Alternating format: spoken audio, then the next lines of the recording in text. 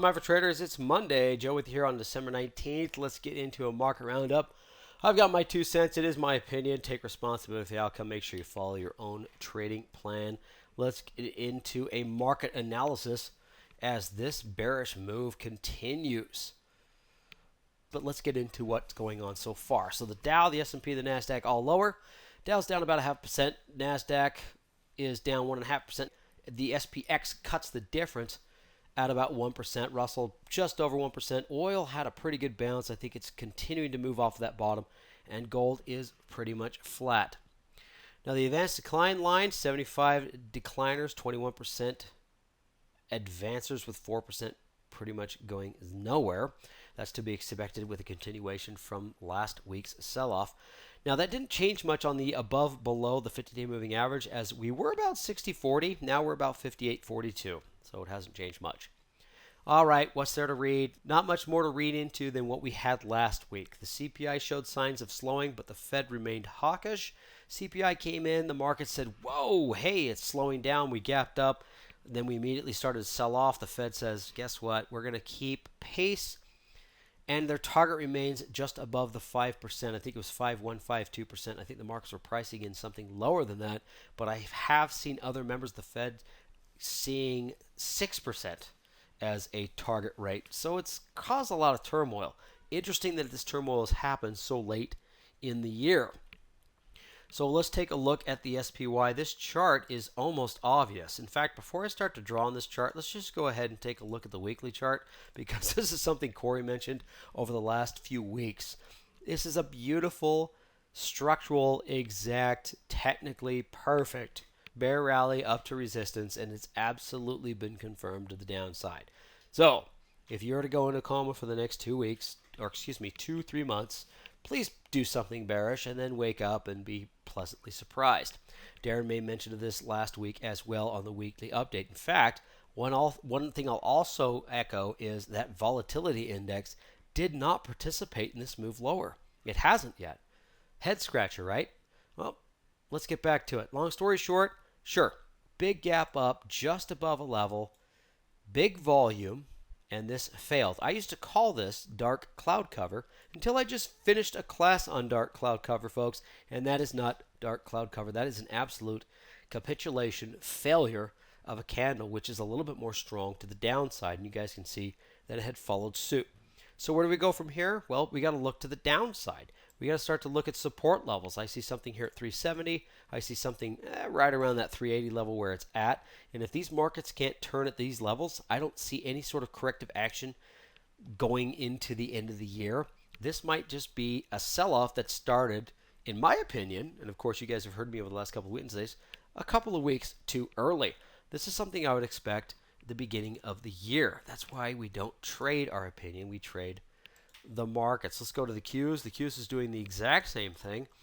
It's just showing a little bit more pessimism, where it actually gapped up and completely failed. It's below its 20 and it's 50, and it's now at the support levels that we saw in late September. Now, it's not definitely at the lower end, but boy, it's at that first lower shoulder if you guys like to do reverse head and shoulder patterns. So the volume is substantial here. And I think that's what's got me a little bit more pessimistic, or a little bit more worried. I'm not going to jump on board and go ahead and sell everything, folks. But I'm sure as heck not looking to buy anything off the bottom, as it looks like you're going to get pretty much burned. All right, so let's take a look at today. We got to focus on today. This is the sector heat map. And yeah, all the stuff you thought that was bouncing, all the stuff that did participate in the oversold bounce is getting hurt. Meta, Apple, Microsoft, Google, Amazon. I mean, all the things that have substantially been beaten down are getting hurt again. Nothing really to get excited about. It's just a pretty substantial follow-through from a sell-off that we had last week. That's all I got to say about that. Now, where does it put us? Well, I got to chart this thing. -1. I'm -2 on the monthly outlook because of that upper trend line. Take a look at it there. I just drew that. It's moving lower. It's falling apart. We know what it looks like on a weekly chart. It's just, hey, I would rather be leaning towards the majority than trying to outpace or outguess these markets, which is why I don't have anything but bearish trades. A lot of the stuff I've been moving from the potential neutral side which I've been touting quite a bit up until last week. I love neutral. I love consolidation. But these markets, to me, started to sell off a little earlier than I wanted them to. It doesn't mean they can't come racing back over the next couple of weeks and move back up into those levels. But for now, let's see what we got. This is square or block, right? I like it. It's descending. It's at a support level. It's showing weakness. It's in the right sector. Everything about it seems to me like it's a pretty good potential trade if you guys want to really push to the downside. I like the descending triangle pattern that's going on right now. Pretty good fall off here, so it's not quite the triangle. It's not getting tighter, but it looks like it's slipping already.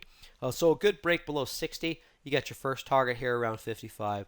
That's an easy $5 in the next week, week and a half. Most of these are going to be shorter term, folks, due to the fact that I just don't see these markets doing much more than one direction until the end of the year. And then past that, we'll have to kind of reset the clock or reset things and reanalyze. Here is AR. I like this. Also a nice descending pattern when it comes to highs. A beautiful crossover here with the 20 and the 50-day moving average. And this is almost a confirmation of a bear rally to the downside. In fact, it is a confirmation. So your first level target is going to be just above 30, maybe 31, 31 and a half. Secondary target here just below 30 or at 30 itself.